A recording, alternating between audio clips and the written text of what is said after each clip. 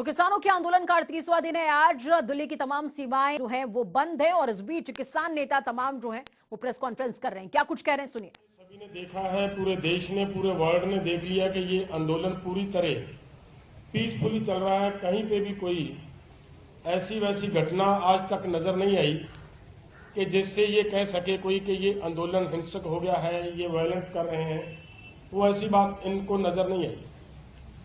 लेकिन एक बात आपने बहुत जोर शोर से प्रचारित होती है और सरकार के बड़े बड़े नेता ये कहते सुने होंगे कि ये खालिस्तानियों का आंदोलन है, ये माओवादियों का आंदोलन है।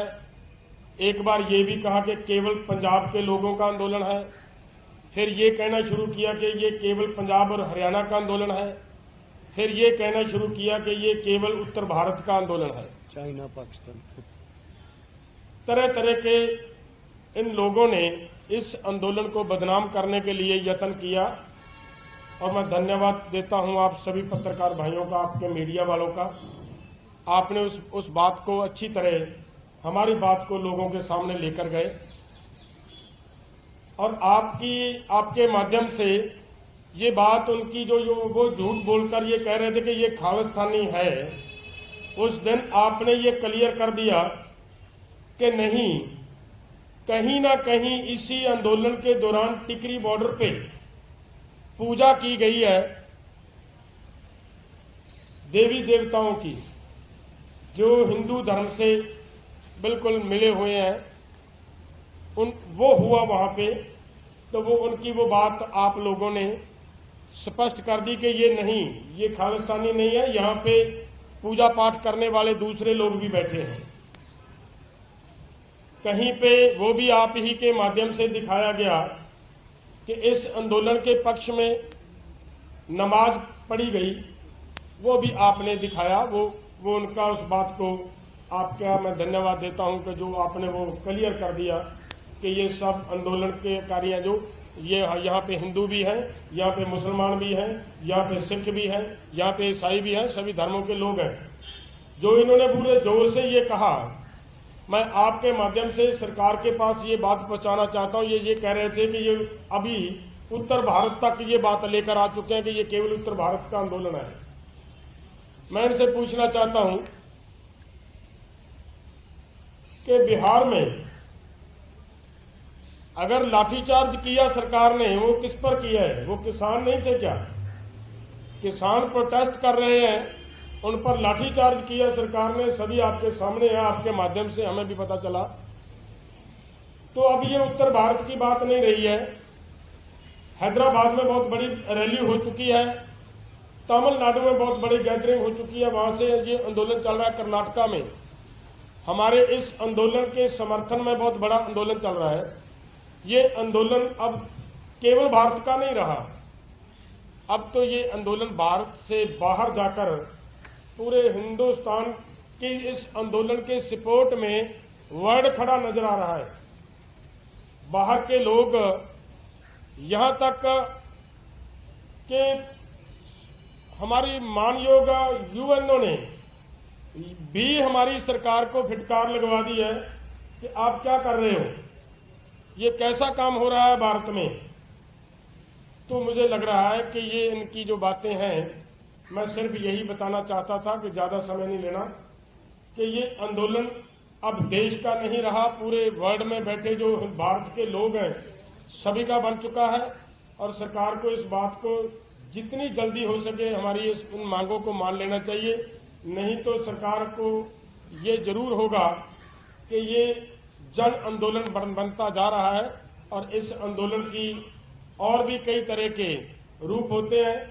सरकार को कहीं राजनीतिक पॉलिटिकल नुकसान उठाना भी पड़ सकता है अगर ये, लेकिन हमारा निशाना केवल किसानों की मांगे लेना है। यहां पर हम फिर से क्लियर कर दें, हमारा आंदोलन का निशाना केवल किसानों की मांगे लेना है। और सरकार जितना इसको लंबा खींचने का प्रयास कर रही है, इस आंदोलन में तरह तरह के शरारती तत्व भेजे जा रहे हैं। उनकी कोशिश ये है कि अगर लंबा खींचेंगे तो ये आंदोलन ऐसे ही कैसे बिखर जाएगा। लेकिन दूसरा रूप ये भी है कि अगर लंबा खींचेगी सरकार तो इस सरकार को इसका पॉलिटिकल नुकसान भी हो सकता है। सरकार को इस बात को ध्यान रखना चाहिए और सरकार को किसानों की मांगे मान लेनी चाहिए जल्दी, क्योंकि सरकार के खिलाफ अब पूरा हिंदुस्तान, पूरा वर्ल्ड खड़ा हो रहा है। धन्यवाद। अखिल भारतीय किसान सभा के राष्ट्रीय अध्यक्ष श्री अशोक खवले। मेरे सभी पत्रकार साथियों, ये जो आंदोलन का आज 38वां दिन है और इस आंदोलन के तहत 50 से ज्यादा हमारे किसान साथी ये शहीद हुए हैं दिल्ली के एरिया में। आज सुबह न्यूज आई गाजीपुर बॉर्डर से कश्मीर सिंह नाम के उत्तराखंड के किसान रामपुर के, इन्होंने आत्महत्या आज सुबह की और सुसाइड नोट में उन्होंने लिखा कि मेरे इस आत्महत्या के लिए मोदी सरकार जिम्मेदार है। ये इतने दिन से 50 हमारे साथी शहीद होने के बावजूद सरकार जो हमारी मुख्य मांगे हैं वो मान्य करने को तैयार नहीं है। इसकी हम संयुक्त किसान मोर्चा की तरफ से बहुत ही कड़ी निंदा हम करना चाहते हैं। आज हमारे जो तीनों मांगे हैं उनमें से ये तीनों कानून जो किसी भी किसान संगठन ने कभी मांगे नहीं थे, ठोक दिए गए। दूसरा, जो एमएसपी का गारंटी देने वाला और खरीद की गारंटी देने वाला, लागत खर्चे के 1.5 गुना दाम, ये कानून बनना चाहिए।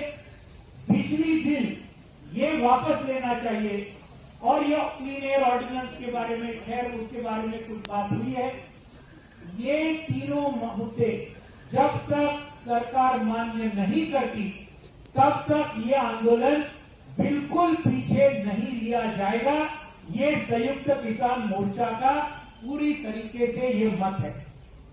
इस आंदोलन की सही शक्ति आज ये है कि पूरे देश के किसान इसके अंदर जुटे हैं। सभी धर्म के, सभी जाति के, सभी भाषा बोलने वाले, और हमारे पंजाब के 72 किसान, हरियाणा के 72 किसान, और उसके साथ में उत्तर प्रदेश, उत्तराखंड, मध्य प्रदेश, राजस्थान, ये सभी उसके अंदर। लेकिन सिर्फ उतना नहीं, महाराष्ट्र से हजारों साथी, जिस राज्य से मैं आता हूं, हजारों हमारे किसान नासिक से निकले और 25 दिसंबर को हम शाहजहांपुर बॉर्डर पर पहुंचे। पूरे देश में, बंगाल हो, तमिलनाडु हो, कर्नाटक हो, आंध्र, तेलंगाना, ओडिशा, सब जगह में ये आंदोलन जारी है। और ये है इस आंदोलन की ताकत, जिसकी वजह से सरकार उसको कुचल डालना नामुमकिन बात है। दूसरी बात मैं जो कहना चाहता हूं, इस आंदोलन ने एक बात पूरे देश के सामने स्पष्ट किया है कि पिछले 6 साल से, और खास तौर पर ये किसान कानून जो बनाए, ये पूरी तरीके से इस देश को कुछ चंद कॉर्पोरेट घरानों के लिए, ये पूरे देश को आज मोदी सरकार चला रही है। ये इक्वेशन पूरे देश भर में अभी फिट बैठा है। लोग जानने लगे हैं, ये कानून हो, कृषि कानून हो, जो मजदूरों के खिलाफ 4 लेबर कोड हो, ये इसी सितंबर के पार्लियामेंट सेशन में पास हुए। ये सभी बड़े बड़े देशी और विदेशी कॉर्पोरेट के दबाव पर आज ये पूरा सरकार चल रहा है। ये बात पूरे देश में गई है। केरल में 2 दिन पहले केरल की असेंबली ने एक प्रस्ताव एक मत के साथ पारित किया कि ये तीनों कानून वापस लेने चाहिए। हम दरख्वास्त करते हैं सभी असेंबलीज को कि अगर आप जनता के साथ में है, किसानों के साथ में है, तो हर असेंबली में इस प्रकार के ये प्रस्ताव पास करने चाहिए कि हम किसानों के साथ में हैं और ये कानूनों को वापस लेना चाहिए। एमएसपी का ये होना चाहिए।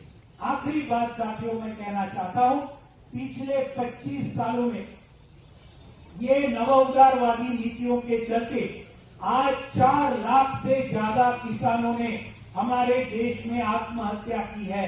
ये हमारे फिगर नहीं है, यूनियन होम मिनिस्ट्री के, नेशनल क्राइम रिकॉर्ड ब्यूरो के ये आंकड़े हैं जो मैं कह रहा हूं। 4 लाख से ज्यादा किसानों ने आत्महत्या की है कर्जे की वजह से। और इसको अगर रोकना है तो आज ये जो एमएसपी वाला कानून है ये बहुत ही महत्वपूर्ण है, क्योंकि आज आप देखेंगे पंजाब और हरियाणा में भी धान और गेहूं को छोड़ के सरकार की खरीद नहीं होती है। दूसरे जगह में तो कुछ नहीं होती है कई राज्यों में। तो इसलिए अगर ये किसानों की आत्महत्या को बचाना है, उसको रोकना है और ये कृषि संकट को अगर रोकना है तो हमारा सबका स्पष्ट मत है कि ये कानून को तो रद्द करने ही चाहिए, लेकिन एमएसपी 1.5 गुना दाम डॉक्टर स्वामीनाथन आयोग ने जो बताया था, लागत खर्चे का 1.5 गुना दाम, इसको लेकर ये खरीद और एमएसपी ये दोनों का गारंटी देने वाला कानून इस सरकार में बनाना चाहिए। तो तमाम कृषि प्रतिनिधियों ने साफ तौर पर यह कहा है कि गवर्नमेंट को हमारी बात माननी होगी और जितनी देरी होगी उतनी ज्यादा उनके लिए मुश्किलें बढ़ने वाली हैं।